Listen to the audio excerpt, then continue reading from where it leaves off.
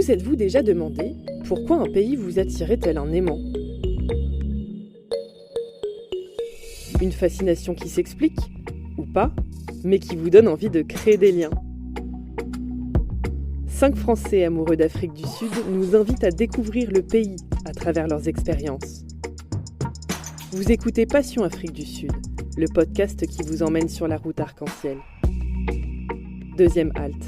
Je suis Franck Bonhomme et je me présente plutôt comme un spécialiste passionné du vin d'Afrique du Sud. Passionné de vin d'Afrique du Sud, oui, il est Franck Bonhomme, et pourtant rien ne le prédestinait à travailler dans ce secteur. Bien qu'originaire de Bordeaux, il n'était pas un grand amateur de vin. C'est l'Afrique du Sud qui m'a donné cette vocation d'apprécier le vin. J'étais quelqu'un qui n'avait pas plus de connaissances dans le vin, d'avoir rencontré des gens qui travaillent dans les vignes, de rencontrer des Sud-Africains, de découvrir ce produit magnifique. C'est l'Afrique du Sud qui m'a fait plonger, on va dire, dans cette passion du vin. Franck s'est spécialisé dans l'importation de vins sud-africains jusqu'à devenir une référence en France. Mais comment est née cette passion ? Alors le déclic, c'est en 1995. On est pendant les fêtes de fin d'année. On s'apprête à aller au restaurant. On voit, il y a la fête partout et tout. On va au restaurant et on commence à prendre le repas.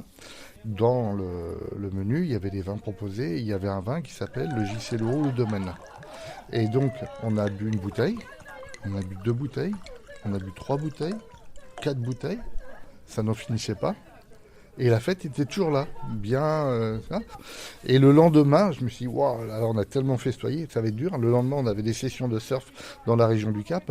Et le lendemain, rien. Pas une barre de tête, rien du tout, en pleine forme, etc.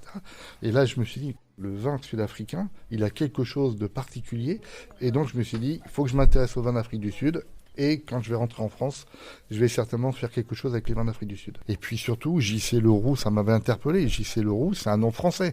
Et donc effectivement, ce vin est un vin qui fait référence aux premiers migrants français qui ont été en Afrique du Sud.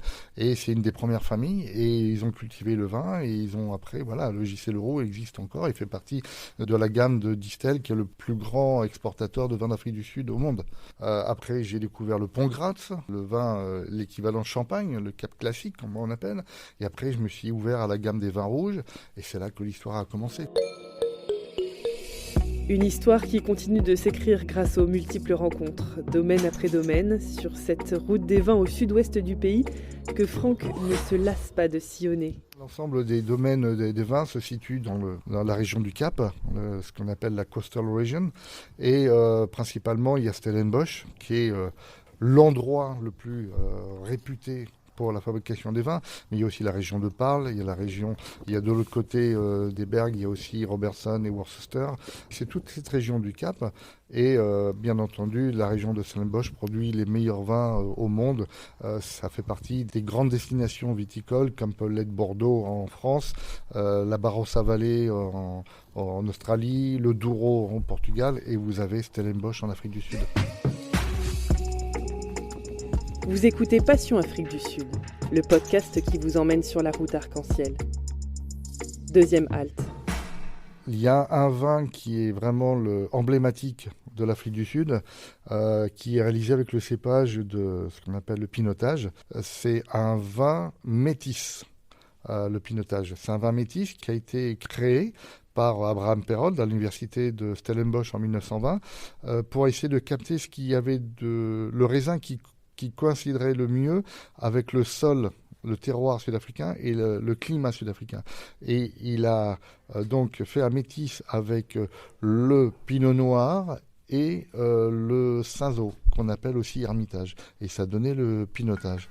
Et le pinotage, les caractéristiques du pinotage, c'est qu'on a une puissance qui est impressionnante, mais qui est une puissance douce. C'est un vin qui est onctueux, c'est un vin rond, c'est un vin qui étonne, avec plein de saveurs, de chocolat, de café, d'un peu de tabac, et c'est vraiment le vin emblématique de l'Afrique du Sud. La passion de Franck ne s'arrête pas au vin. Les paysages composent aussi un tableau inoubliable. Les vignobles en Afrique du Sud sont les endroits et pourtant j'ai voyagé dans le monde entier, sont les endroits les plus magnifiques que j'ai eu à découvrir. Vous ressentez la plénitude de la nature. Il y a un respect autour des vignobles de tout ce qu'est la végétation pour qu'il y ait une osmose qui se fasse avec effectivement la terre qui est cultivée et le raisin qui est produit. Ces vignobles sont principalement entourés de des bergs, comme ils appellent ça, petites montagnes. Et vous avez la vue aussi principalement sur la baie du Cap avec la Table Mountain. Et donc ces vignobles sont généralement accompagnés avec les bâtiments qui sont dans le style de ce qu'on appelle le Cape Dutch, donc à la fois de l'architecture hollandaise et le côté tropical blanc qu'on trouve en Afrique dans cet esprit. Et donc c'est des lieux merveilleux, quoi. C'est des paysages qui sont à couper le souffle. Est-ce qu'il y a des animaux qu'on croise dans ces villes? Oui, bien sûr, il y a des animaux. Alors, plus vous allez dans le nord, plus il fait chaud, plus vous allez avoir des animaux. Mais les animaux qu'on rencontre, on peut rencontrer des babouins, dont c'est justement pour ça qu'il y a un domaine qui était dans les Slane Farms, dans la région de Parle, qui s'appelle le Baboon Swing, Baboon Cuddle, et il y a des babouins qui se promènent dans les vignes, qui viennent picorer un peu les raisins. Vous pouvez trouver des springboks, c'est des petites antilopes. C'est le symbole de l'Afrique du Sud. Vous pouvez trouver de temps en temps, il y a un guépard qui peut arriver dans les vignes. Donc oui, la faune est présente dans les vignes.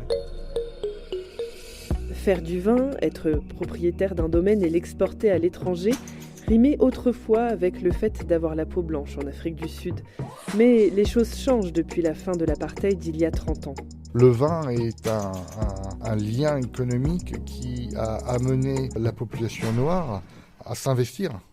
Au début, ils travaillaient dans les vignes. Maintenant, vous avez des propriétaires de domaines qui sont de souche sud-africaine noire. Alors, c'est pas la majorité, parce que c'est vrai que la culture du vin sud-africain a été amenée par les Huguenots, donc français et hollandais, mais ils ont su, à un moment donné, partager leur savoir et le transmettre aux vrais habitants de l'Afrique du Sud, qui était cette population noire. Il y a un gros mouvement autour des vins naturels, des vins bio.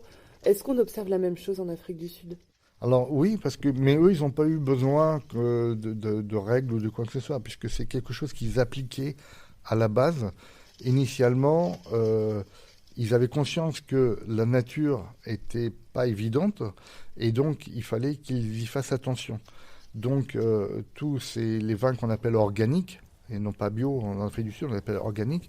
Ce sont des vins avec le moindre de pesticides possible, s'il n'y en a même pas du tout. Et puis je vous dis, avec ce vignoble qui est au cœur d'une nature qui est protégée. Ça, c'est une règle qui s'applique pour la quasi-totalité des vignobles en Afrique du Sud. Pour que le vin devienne voyage, quelle est la route des vins à emprunter et quels sont les incontournables ? Il y a deux façons de découvrir l'Afrique du Sud. Soit vous faites accompagner avec des passionnés qui développent le no-tourisme, soit vous partez à la découverte, le nez au vent. Donc après, des adresses, oui, des grands domaines, je peux vous en donner à l'appel. Moi, les domaines qui sont magnifiques, je vous dis, c'est le domaine de Simonsig, le domaine de Weyerskloof, le domaine de Kapzik, le domaine de Neslingshof, le domaine de Haltrethehard. Il y a même un domaine qui est tenu par un Français qui s'appelle le domaine Marianne, qui est à Stellenbosch aussi.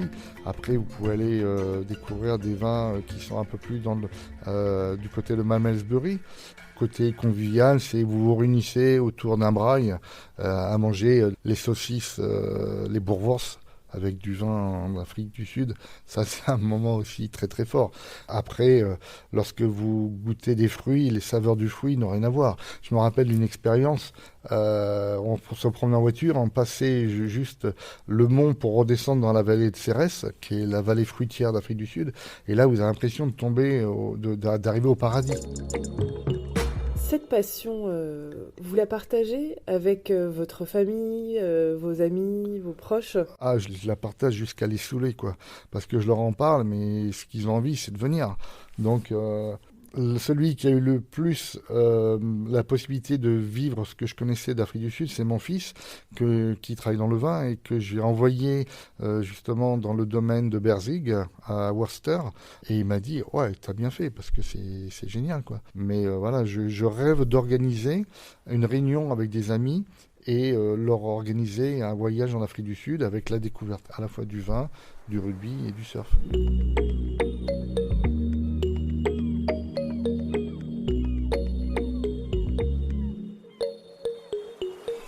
Merci à Franck Bonhomme d'avoir pris le temps de partager avec nous sa passion pour le vin sud-africain.